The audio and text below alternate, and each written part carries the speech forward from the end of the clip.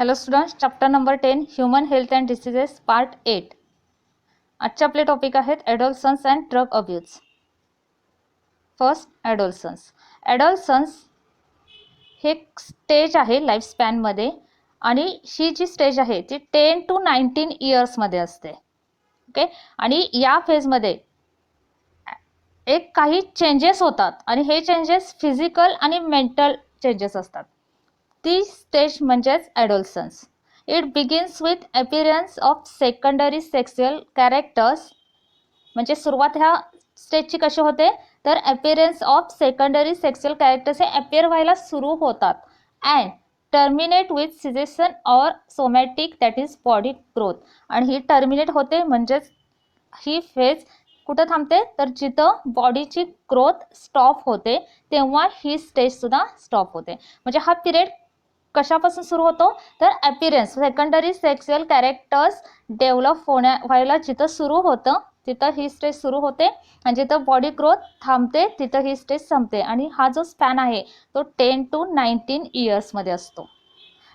It is transitional stage of physical and mental development of child occurs between puberty and legal ॲडल्टहुड.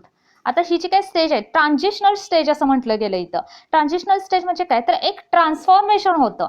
ते physically पण असतं आणि plus mentally पण असतं. बरेच चेंजेस होतात ह्या स्टेजमध्ये आणि हे जे चेंजेस आहेत ते प्युबर्टी आणि लिगल ॲडल्टहुड याच्या मधला जो टाइम पिरियड आहे तोच आहे ॲडोलसन्सचा. आणि यामध्ये असं असतं की यामध्ये असणारे जे काही पर्सन्स आहेत म्हणजे या 10 to 19 इयर्समध्ये असणारे म्हणजे ॲडोलसन्समध्ये असणारे जे चाइल्ड आहेत आता त्यांना चाइल्डही म्हणता येणार नाही कारण ते तेवढे लहानही नसतात आणि ॲडल्टहुड पण म्हणता येणार नाही की ते तेवढे मोठे पण नसतात. एक असा पिरियड असतो की ज्यामध्ये आपण लहान पण नाही आणि मोठे पण नाही. आणि हे जे चेंजेस आहेत ते त्या पिरियडमध्ये बरेचसे चेंजेस होतात जे मेंटली पण मेंटल डेव्हलपमेंट होते प्लस फिजिकल डेव्हलपमेंट पण होते. It is phase of developments like sexual and reproductive maturity.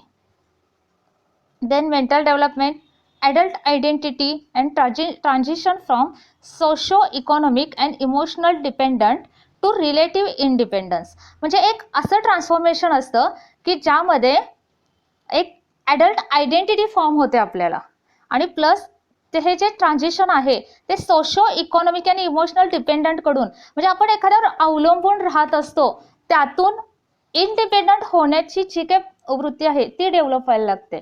म्हणजे अगोदर डिपेंडंट असतो मग ते पॅरेंट्सवर असेल किंवा आपल्या ब्रदरवर सिस्टरवर असेल हा जो एक डिपेंडन्स असतो त्यातून ट्रान्सफॉर्मेशन होऊन आपण इंडिपेंडंट होण्याचा प्रयत्न करू लागतो आणि हाच इथं मेन चेंज आहे ॲडोलसन्समध्ये. आता ह्याच्या काही स्टेजेस आहेत म्हणजे या ॲडोलसन्स या फेजच्या 3 स्टेजेस आहेत. त्यामध्ये फर्स्ट असणार आहे अर्ली स्टेज 10 to 14 इयर्समध्ये. The changes include beginning of appearance of secondary sexual characters. Secondary sexual characters हे अपीअर व्हायला सुरू झालेले असतात. रॅपिड फिजिकल ग्रोथ इतर रॅपिड असते फास्ट असते. कॉन्क्रीट थिंकिंग म्हणजे काय तर एखाद्या गोष्टीबद्दल ठोस विचार करू लागतात मुलं इथं यामध्ये या फेजमध्ये. Then defining the boundaries of dependence and independence म्हणजे थोड्याफार प्रमाणात डिपेंड पण असतात आणि प्लस इंडिपेंडन्स होण्यास सुद्धा सुरुवात झालेली असते. म्हणजे ह्या थोडे बाउंड्रीवर असतात. ते सेल्फ एक्सप्लोरेशन स्वतःचा शोध घ्यायला सुरुवात म्हणजे स्वतःची आयडेंटिटी फॉर्म करण्यासाठी ते विचार करू लागतात. Developing body image, development of intense friendship, seeking to counter instability and evaluation म्हणजे बरेच वेळा विरोध करणं, इन्स्टॅबिलिटी विचारांमध्ये अस्थिरता असणं म्हणजे हे सगळे चेंजेस जे मेंटली त्यांच्यामध्ये होत असतात. Then middle period. ॲडोलसन्सचा मिडल पिरियड जो आहे तो 15 to 17 इयर्समध्ये almost complete full development of secondary sexual characteristic हे फुल्ली डेव्हलप झालेले असतात. Growth slows down. आता फर्स्ट फेजमध्ये जी रॅपिड ग्रोथ होती ती इथं त्याचा जो रेट आहे तो स्लो होतो. About 95% adult stature is attained. About 95% हे ॲडल्ट फॉर्ममध्ये ट्रान्सफॉर्मेशन झालेलं असतं. Thinking is more abstract. जे विचार आहेत ते खूप ॲबस्ट्रॅक्ट होतात. एखाद्या गोष्टीची समरी किंवा त्याबद्दलचे विचार जे आहेत ते खूप ॲबस्ट्रॅक्ट व्हायला सुरू होतात. Concrete thinking under stressful condition, काही स्ट्रेसफुल कंडिशनमध्ये आपली मतं ठामपणे मांडतात अशी मुलं, म्हणजे जी ह्या एजमध्ये असणारी, ह्या स्टेजमध्ये असणारी.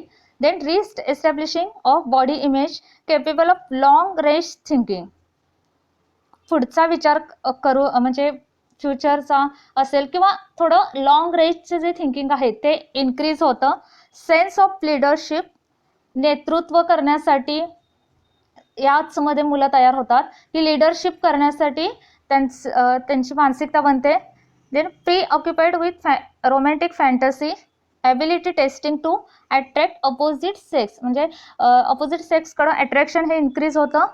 Pair group help defining the behavioural code, peer group same age group, म्हणजे यामध्ये मुलांना आपल्याच एजमधील मुलांसोबत त्यांचे ग्रुप फॉर्म होतात आणि त्या ग्रुपचे प्रेशर त्यांच्यावर नेहमी मेंटेन राहतं आणि त्यामुळे त्यांचं तसं बिहेवियर तसंच बनतं की त्यांच्या ग्रुपमध्ये जशी मुलं असतील त्याप्रमाणेच त्यांचं बिहेवियर हे होत जातं. आणि late period 18 to 19 years, establishment of total physical maturity, total physically maturity आलेली असते. Establishing extract thinking, intellectual and functional identity, इथं बौद्धिकता इथं जी आहे ती वाढलेली असते आणि कोणत्याही गोष्टीचा विचार करणं, मग ते एक किंवा त्याच्याबद्दलचं ॲनालिसिस करण्याची जी काय पॉवर आहे ती इथे इन्क्रीज झालेली असते. देन पिअर ग्रुप रिसिट्स, आता इथं पिअर ग्रुपचं इतकंसं प्रेशर राहत नाही. या पिरियडमधली जी मुलं आहेत ती सेल्फ आयडेंटिटी ते एक इमेज स्वतःची तयार करण्यासाठी प्रयत्न करत असतात. In favour of individual relationship and stable relationship, यामध्ये असणारी जी मुलं आहेत ती स्टेबल रिलेशनशिप डेव्हलप करण्याचा प्रयत्न करतात. Change from childhood to adulthood relationship. Then physical changes जे आहेत ॲडल्सन्समध्ये ते बघूयात. फर्स्ट ग्रोथ स्पोर्ट, आता यामध्ये फिजिकली काय काय चेंजेस होतात, पहिल्यांदा बॉईजमध्ये काय चेंज होतात हे बघूयात. Muscle develops, then skin become oily, broadening of shoulders, cracking of voice, then development of under arm and chest hair, pubic hair, facial hair, enlargement of penis and testis. हे त्याले physical changes जे गर्ल्समध्ये होतात. गर्ल्समध्ये होणारे changes बघूयात. Development of breast, then widening of hip, development of under arm and pubic hair, then enlargement of uterus and ovaries. हे झाले गर्ल्समधले changes. नंतर काही सेक्सुअल डेव्हलपमेंट आहेत त्या. Sex organs mature and large, then sexual desire, erection of penis, production of sperm, ejaculation, ovulation, menstruation and initiation of sexual behaviour. हे झाले sexual development. त्यानंतर emotional and social changes. Establishing own identity, स्वतःची ओळख निर्माण करण्यासाठीचा जो प्रयत्न सुरू होतो. फॅन्टसी, डे ड्रीमिंग, काल्पनिक जे काय वेगवेगळ्या कल्पना करणे, डे ड्रीमिंग, स्वप्न बघणे, अटेन्शन सिकिंग, स्वतःकडे लक्ष वेधून घेण्याचा प्रयत्न करणे. इमोशनल इन्स्टॅबिलिटी, बरेचदा एखाद्या गोष्टीला विरोध करणे, मोस्टली पॅरेंट्सना. Then full of energy, sexual attraction, rapid mood changes जे मूड आहे ते रॅपिडली चेंज होत असतात. कॉन्फ्लिक्ट्स विथ फॅमिली मेंबर्सबरोबर बरेचदा वाद होत असतात या स्टेजमध्ये. बिहेवियर कोड, सेल्फ एक्सप्लोरेशन, स्वतःचा शोध घेण्याचा प्रयत्न करतात मुलं. आणि formation of new relationship form करतात. प्लस पिअर प्रेशर, म्हणजे त्यांच्याच एजमध्ये असणाऱ्यांचा तो ग्रुप जो फॉर्म झालेला असतो त्यांचा प्रेशर सतत त्यांच्यावर राहतं आणि त्याप्रमाणेच त्यांचं बिहेवियर होत जातं. आता मेंटल हेल्थ अँड ॲडोलसन्स, या आपण बघितलं की ॲडोलसन्समध्ये एक्झॅक्टली काय काय चेंजेस होतात. मग इथं फिजिकल चेंजेस तर आहेतच, प्लस मेंटल जे चेंजेस होतात यामध्ये जे इमोशनल अँड सोशल चेंजेस होत असतात तर हे बरेच वेळा मेंटल हेल्थवर इफेक्ट करतं आणि बरेच जे ॲडल्टहुडमध्ये पुढे जाऊन जे प्रॉब्लेम्स क्रिएट होणार आहेत ते बरेच वेळा ॲडोलसन्समध्ये अपिअर होण्यास सुरुवात होते. मग हे मेंटल प्रॉब्लेम जे आहेत तर ते कोणकोणते असू शकतात ते आपण बघूयात. Mental illness is associated with psychological or behavior manifestation broadly classified as either psychosis or neurosis. आता मॅनिफेस्टेशन म्हणजे ते दिसू लागतात ॲडोलसन्समध्येच बरेचदा जे यातले काही डिसऑर्डर आहेत ते दिसू लागतात आणि हे सायकोसिस आणि न्यूरोसिस या दोन टाइप्समध्ये डिवाइड झालेले आहेत. सायकोसिस म्हणजे काय तर मेंटल डिसऑर्डर असते आणि ही mental disorder mental plus emotional disruption होतं. इथं मेंटल हेल्थ असं डिस्टर्ब होणारच, पण हे ह्यामध्ये जास्त इमोशन्स इन्व्हॉल्व असतात आणि यामधले डिसऑर्डर आहेत डिल्युशन मीन्स भ्रम होणे, आभास होणे. हॅल्युसिनेशन हे सुद्धा एक भ्रमाचा प्रकार आहे, म्हणजे ज्या गोष्टी तिथं नाही आहेत त्या असण्याचा भास होणे. Disturbance in thinking process leads to Alzheimer's disease like schizophrenia means जे विचार चालू आहेत, ज्या भावना चालू आहेत आणि ॲक्च्युली ॲक्ट काय होतो याचा मध्ये कोऑर्डिनेशन नसतं. हे प्रत्येक एक विचार एक चालू आहे, कृती एक वेगळीच होते. अशा प्रकारचं जे काही बिहेवियर आहे त्याला स्क्रिझोफ्रेनिया असं म्हटलं जातं. डिप्रेसिव्ह सायकोसिस, देन एमनेशिया मीन्स स्मृतिभ्रंश, विस्मरण होत जाणं. ब्युलिमिया मीन्स खूप भूक लागणे, सतत खाण्याची इच्छा होणे. अँक्झायटी, सतत काळजी करत राहणं, कोणत्याही गोष्टीची जी चिंता करत राहणं, विचार करत बसणं. ॲनोरेक्झिया, भूक मंदावणं, ॲनोरेक्झिया नर्वोसा असं आहे. त्यानंतर डिप्रेशन. आता हे झालं सायकोसिस, म्हणजे हे इमोशन आणि मेंटल हे दोन्ही डिसऑर्डर एकत्र येऊन हे इतके डिसीज असणार आहेत. न्यूरोसिस डिसऑर्डर्स, ॲक्च्युली डिसीज हे डिसऑर्डर्स आहेत मेंटल डिसऑर्डर. न्यूरोसिस यामध्ये असेल परत स्क्रिझोफेनिया, इल्युशन्स अँड हॅल्युसिनेशन. हे हॅल्युसिनेशन तर नसलेल्या गोष्टी ज्या आहेत त्याचा आभास होणं. देन याच्यावर जी काही ट्रीटमेंट आहे ते काउन्सिलिंग तर आहेच, प्लस न जे रिकमेंड केलेलं आहे evidence based guideline under mental health gap action programme, म्हणजे गाईडलाईन देणं, काउन्सिलिंग करणं हे यावरती बेस्ट ट्रीटमेंट आहे. त्यानंतरचा पॉईंट आहे ड्रग अब्यूज. तर काही सर्वे केले गेलेत आणि ह्या सर्वेमध्ये असं दिसलं की यूथमध्ये ड्रग्स आणि अल्कोहोल याचं प्रमाण खूप जास्त आहे आणि हे खूप काळजी करण्यासारखी गोष्ट आहे. याचे खूप हार्मफुल इफेक्ट्स हे यूथवर होतात आणि ह्या ड्रग अब्यूज म्हणजे काय तर या ड्रगचा वापर जो आहे त्याचा मिसयूज करणं म्हणजेच काय drug abuse.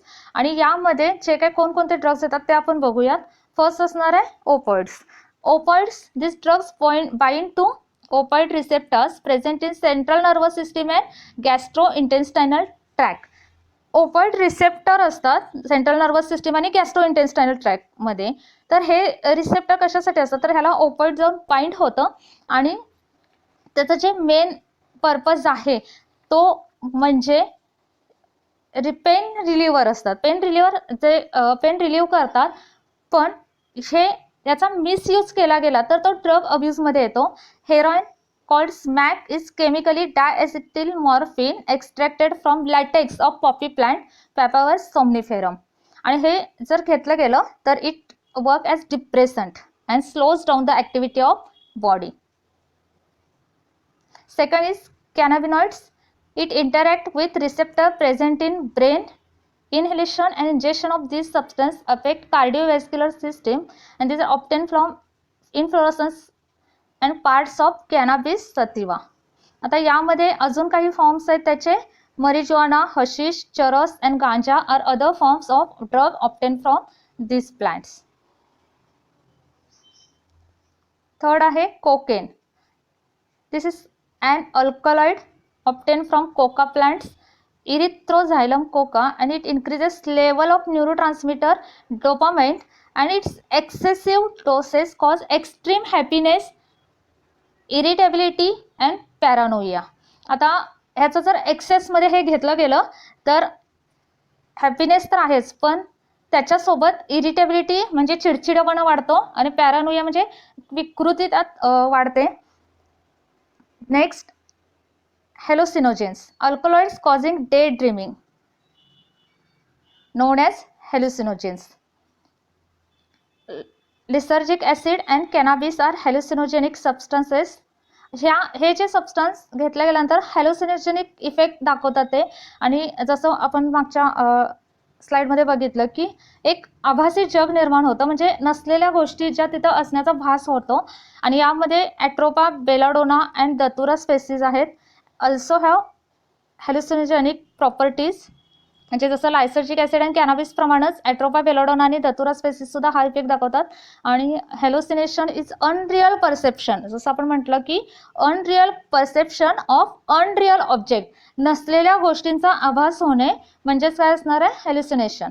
And which is due to disorder of nervous system. So हे सगळे पॉईंट झाले ड्रग अब्यूजमध्ये. सो व्हिडिओ आवडला असेल तर शेअर करा आणि चॅनल सबस्क्राईब करा. आणि यानंतरचा टॉपिक जो असणार आहे तो कंट्रोल अँड कोऑर्डिनेशनचा. त्यामुळं चॅनल तर सबस्क्राईब कराच, प्लस बेल आयकॉन दाबा, म्हणजे नेक्स्ट व्हिडिओचं नोटिफिकेशन तुम्हाला मिळेल. थँक्यू आणि काळजी घ्या.